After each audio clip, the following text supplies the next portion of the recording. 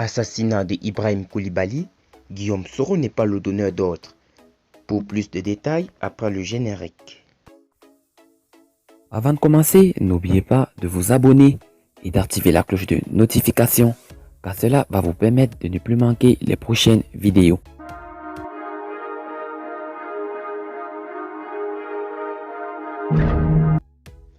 Mamadou Traoré envoie un message à la fille d'Ibrahim Koulibaly suite à sa plainte déposée en France contre Guillaume Soro pour l'assassinat de son papa.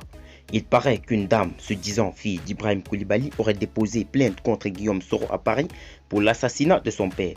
Allez-y dit à cette fille en question que son père, le jour de sa mort, n'était pas un officiel de la République.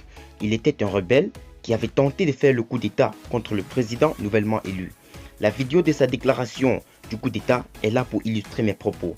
Allez-y dire également à cette fille que ce sont les forces républicaines de la Côte d'Ivoire et non les forces armées des forces nouvelles qui ont abattu Ibrahim Koulibaly dans le cadre de leur objectif de mater sa rébellion.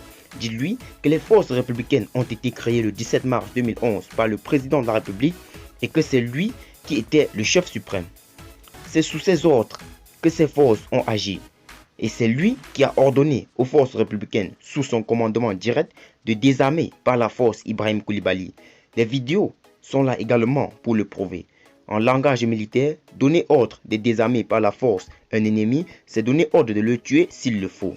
Je rappelle qu'il a donné ordre de prendre vivant Laurent Gbagbo, c'est ce qui a été fait. S'il avait demandé de le désarmer par la force, Laurent Gbagbo serait peut-être aujourd'hui un homme mort. Guillaume Soro n'est donc pas le donneur d'ordre de l'offensive sur Ibrahim Koulibaly. C'est le chef suprême des armées qui en est le donneur d'ordre. Il ne faut donc pas lâcher la proie pour l'ombre.